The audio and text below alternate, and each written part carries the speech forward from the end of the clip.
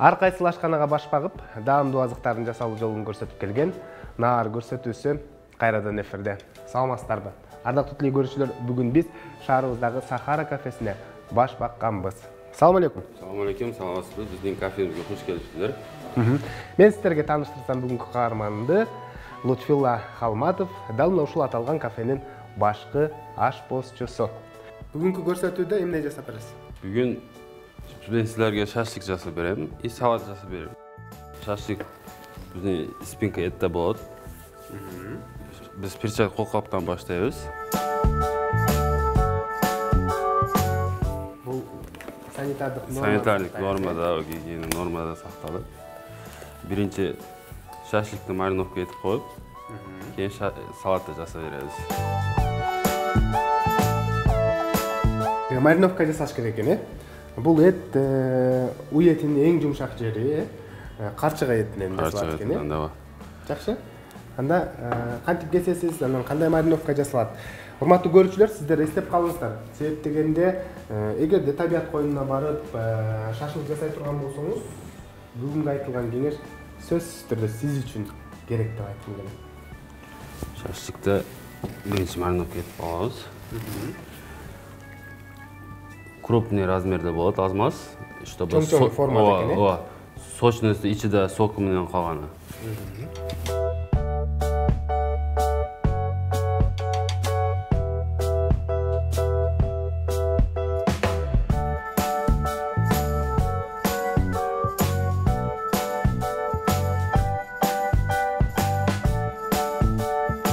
Ушул шашлыкты маринадтаганда өзгөчө эмнеге көңүл буруш керек?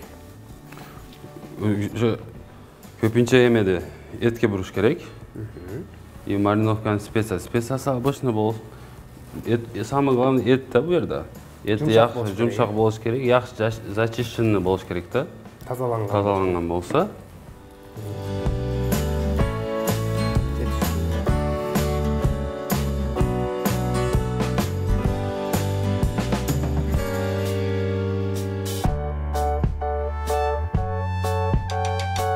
Пияз кетет ичинге. Пияздын төркөдөн чыгарып алабыз. Чтобы сокуну бергени. Крупный турап алсам болот, но унда мариновка узакта болот. Сокуну чыгарып алсак, и дамык болот, и сочный, и мягкий болот да. Ошо эттин үстүнө эле. Эттин үстүнө эле. Төркөдөн өткөрүлүш керек экен, Чтобы соку ham shunga qolish керек да. Суусу калыш керек. Суусу калыш керек.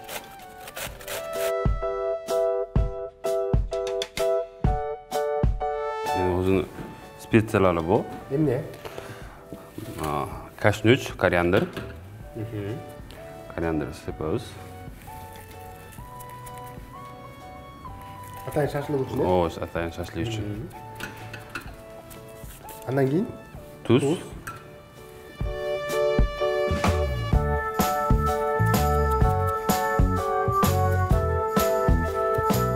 Мурч. Карамурчта аз-маз кошобуз да, ошо дам берет. И болгар калампырны майданы кошобуз. Бул таттуусу, Ооба. Ачуу эмес, Ачуу эмес. Муну жакшылап аралаштырып алып.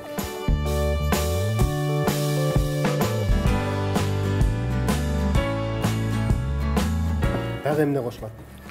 Эми суу кошобуз, газланган суудан. Газдалган суу, Могу сууданбы? Ооба. Канча өлчөмдө? Где-то 50 грамм болот. Болот. Жетиштүү, Жетиштүү. Газдалган суу сөзсүз керекпи?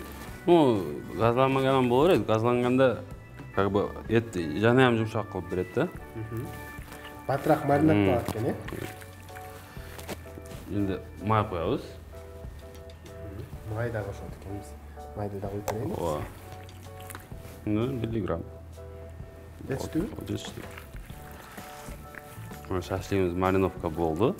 Муну тургузуп коебуз, жарым саат, 1 саат. Жарым саат, 1 саатта даяр болот экен, Да. Унгача биз салат даярдап баштайбыз. Жакшы. Анан мындай суроо да менде. Кээ бирлер лимон да кошот да?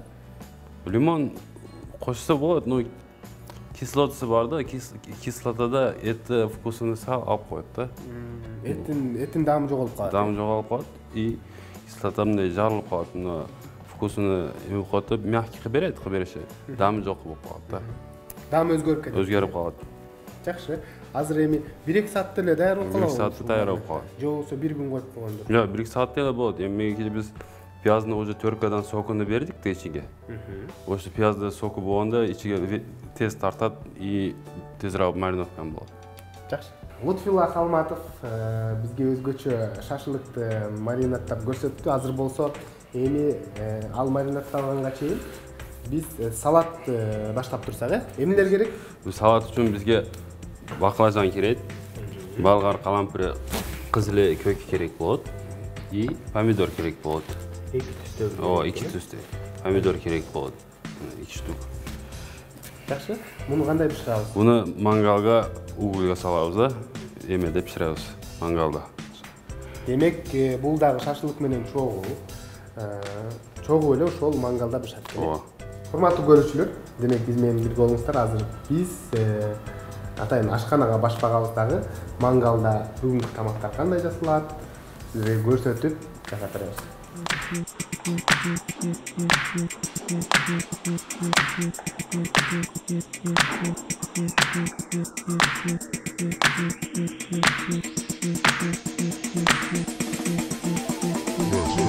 Баклажанды коюштан алдын илажы болсо ышкы менен тез койгон жакшы. Ичи батып пышат, э? Батып пишет.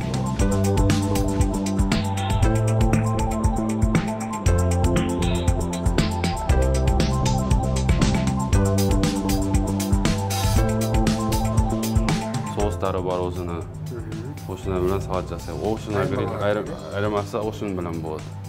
А так на гриле бир болот. Дамный вкус болот да. Дымды вкусын берет да, мына коптит кылынгандычы. Жакшы, анан ысык тартылат. Ысык тартылат. Жакшы.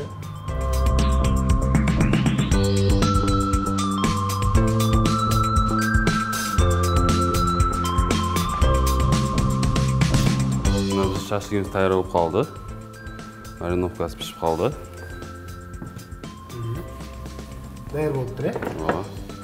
Азыр шампурларга өткөрөбүз. Кандай өткөрөбүз? Мендер сизге жардам берсем. Равномерно өткөзөбүз, чтобы буяка масыл калбасын, буяка масыл калбасын. Ортодон.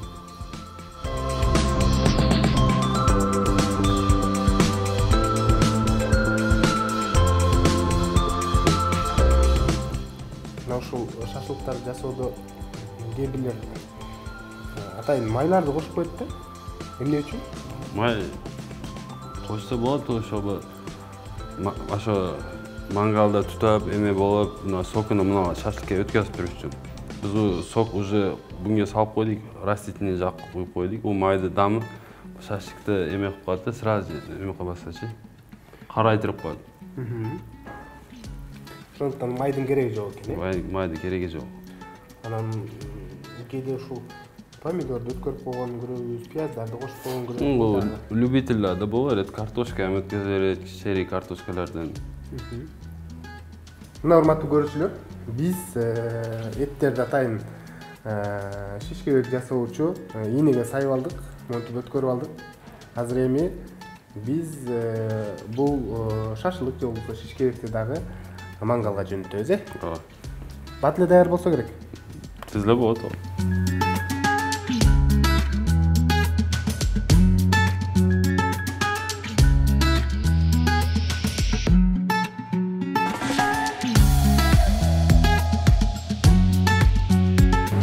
Канча мүнөттө даяр болот? 7 мүнөттө болот. 7-8 мүнөттө болот. Экинчи жагын кайсы убакытта алмаштырасыз? Аз-маз пишип баштаганда уже алмаштырабыз, чтобы арка таман күйүп кетпесин. Кийин биз унга май сүргөп баштайбыз, чтобы куруп калбасын, растительный майда щеткада сүргөп коебуз.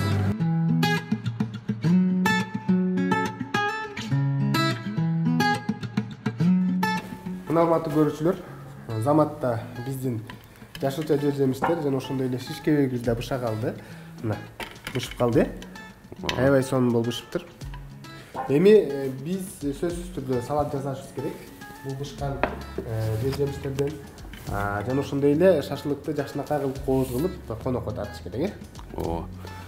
Biz салаттан баштайбыз. Биринчи салатты беребиз. Болгар калампырларын арчып алабыз. Qancha vaqt yeymiz? Sirtini archib chiqish kerak. Sirtini archib chiqib olamiz. Sirti o'ngla archilaveradida. Pishib qolgandan keyin. Ayva yengil ekan-da, archish.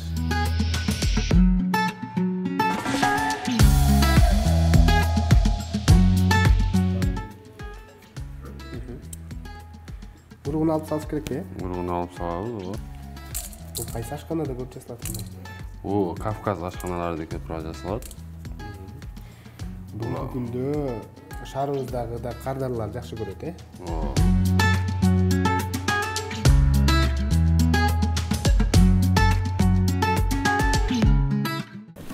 Buna salatni archib oldik biz. Endi to'raysiz. Endi kubik qilib, kvadrat qilib to'raymiz.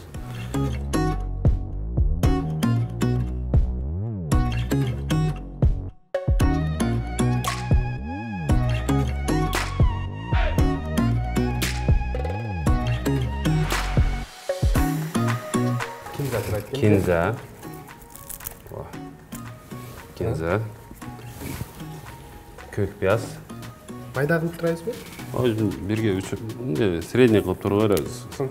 O'zi bilan birga qilib, razmeri bir xil bo'laveradi. И bitta zubchik sarımsak piyoz ketadi, chesnok. Yaxshi.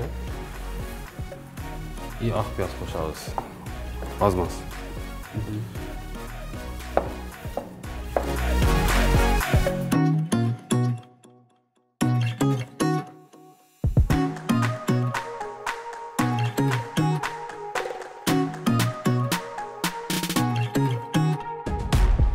Tuz qo'shamiz. Tuz. Qora murch. Yog' maydan qo'yamiz. O'simlik mayi. O'simlik mayidan ozmas. Aralashtirib qo'yamiz yaxshilab. Bu tomoqqa o'xshab, qo'noqqa issiq tortiladi. Shuning uchun issiq salat deb atab qo'yishadi. Issiq salat. Endi men krem balzamik men qo'zib qo'yganmiz-da. Qo'zib shu hozir birinchi salat jalpiradi. Salat jalpirag'ini solamiz.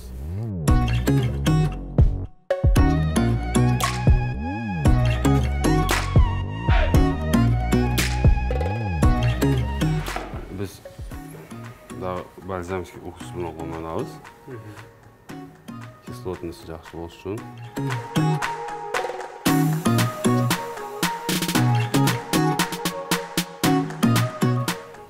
Hurmatli ko'ruvchilar, bu o'zgacha salat. Bizning ko'rsatuvda birinchi jolu shunday salat jasaladi. Shu narsani esga olib qo'ysak bor. Anam uyda barlar qilib turgan salat kerak. Mana o'shanisi jaqda. Jo'nako'y, dambu. Buyursa hozir tatib ko'ramiz.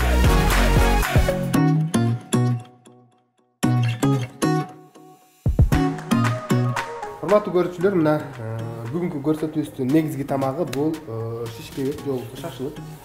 Atayin u etining yumshoq yeridan qarchig'adan jasalgan batili jazaldi. Yarim soat marinad qilgandan so'ng 10 minutdan aralığında pishdi. Hozir endi tariflarga solamizдағы qancha qo'yamiz? Buni ko'rsatib beramiz. Bu yerda ham salat ishlatamiz. Salat jalpirag'ini. Salat jalpirag'ini ishlatamiz. Yerga solib turib, свежий badrini ishlatamiz. Badrani qo'llanib negizden şaşılıkты жақсы көргөндөр, болбосо шишкебекти жақсы көргөндөр, мисалы ар дайым эле ушу табият коюнуна чыкканда шишкебек жасайт да. Ошолорго бир аз кеңеш болду. Негизинен кээ бирлер бир күн коет, маринадтап, кээ бирлер 1-2 саат коет дегендей. Өзү негизи канча болуш керек? Өзү yarım күндө 12 saatта болот нормально. Мариновкасы 12 saatта. Биз 3-4 saatта алдык. Бул боло берет. Вкус кирет ошондой. Ну, yarım gün 12 saat qo'ygan ma'qulroq. Yaxshi. Qancha ko'p turgan sari o'shuncha vkus severi. O'shuncha damli bo'ladi. Yaxshi. Bir kun murdada marinadlab qo'ygan durust ekanda. Durust bo'laveradi.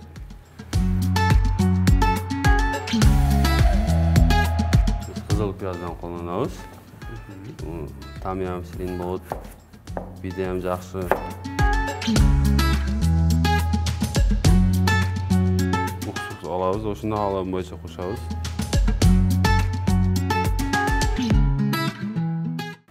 Биздин шашлыгыбыз даяр.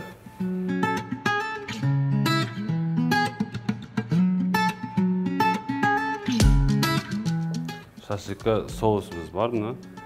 Бул эмне деген соус? Бул шашлычный соус конгон. Ошондой кавказский болуп, эмеде рецептте жасалган.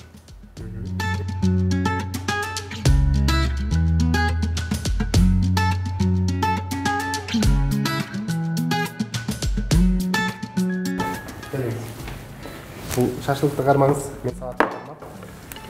Мындай кооздукта сөзсүз түрдө эстелик үчүн сүрөткө тартып калышыбыз керек, Жакшы. Эми болсо, урматтуу көрүүчүлөр, биз азыр татып көрөбүз.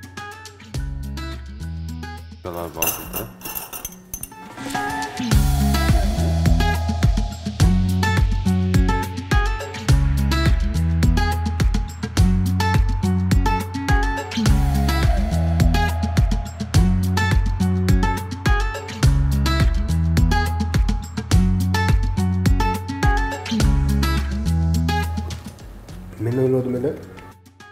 Азыраак маринадталды, азыраак убакыт. Бир аз катуу болуп калбады десем. Аябай жумшак бышыптыр. Негизинен мага жакты. Салатты көрбөйдүбү? Салат көрөбүз. Ой. Бисмилла. Алыңыз.